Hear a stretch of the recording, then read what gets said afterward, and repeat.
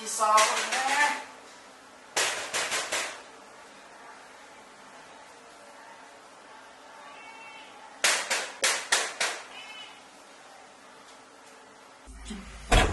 Suwun tenan yo menungsoi.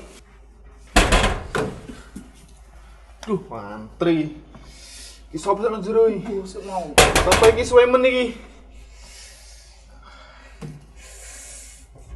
Aduh.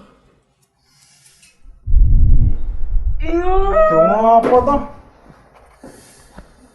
Emang Sekarang itu serba aneh kalau orang itu buang hajat. Saya pernah berada di bandara. Ini ada kloset tempat orang pipis. Dia pipis ketika itu sambil main HP. Saya perhatikan, ini kok sempat-sempatnya ya. Kita nggak temukan itu di zaman dulu seperti itu. Nah ini juga ada masalah tadi. Dia nunggu, ada teman-temannya nunggu, pengen masuk juga ngantri. Kemudian di dalam, sepertinya dia punya hajat yang sebentar saja. Ya mungkin dia butuh pipis atau buang air besar. Namun sebenarnya hajat sebentar. Namun cuma gara-gara HP saja.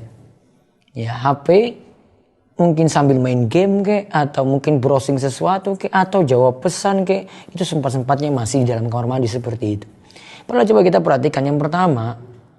Ya setan itu tempat nongkrongnya dalam kamar mandi. Makanya kalau kita masuk kamar mandi. Kita diperintahkan membaca Allahumma inni a'udzubika minal khubuthi wal khaba'is. Ya Allah, aku minta perlindungan kepadamu dari gangguan setan laki-laki maupun setan perempuan. Karena memang tempatnya di situ. Ya, tempatnya di situ. Maka seharusnya orang tidak berlama-lama karena ini tempatnya nongkrongnya setan, tempat setan berada di situ. Kemudian yang kedua, kalau Nabi Shallallahu Alaihi Wasallam buang hajat, itu memang seperlu hajat beliau. Maka pernah ada kebutuhan ketika itu untuk jawab salam, ada yang mengucapkan salam pada beliau, Assalamualaikum. Beliau nggak mau jawab. Karena memang hajatnya dalam kamar mandi bukan untuk jawab salam, untuk tunaikan hajat. Setelah keluar dari situ baru beliau mau menjawab salam tadi. Menunjukkan dalam kamar mandi tidak boleh berbicara, dalam kamar mandi tadi tidak boleh melakukan aktivitas yang di luar dari kebutuhannya. Ya sekadar saja dia buang hajat, setelah itu ada keperluan lainnya ya dilakukan di tempat yang lain yang lebih bersih di luar, tidak dalam kamar mandi. Kemudian yang ketiga, kalau orang main HP dalam kamar mandi seperti tadi atau dia buang hajat begitu lama padahal bisa diselesaikan dengan segera. Ingat kalau ini di fasilitas umum ganggu orang lain, menghalangi orang lain untuk buang hajat. Seharusnya kita ketika di dalam tempat seperti itu kan perhatikan orang. Saya ditunggu banyak orang nih, sudah saya seperlunya ini cepat-cepat.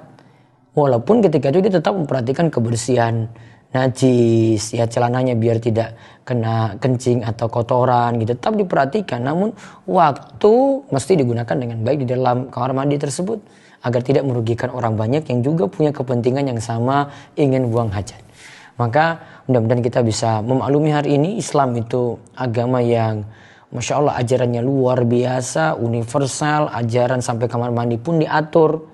Ya, yang ini kita tidak temukan dalam ajaran-ajaran yang lainnya. Maka untuk menjalankan ini, jalankan Islam secara sempurna.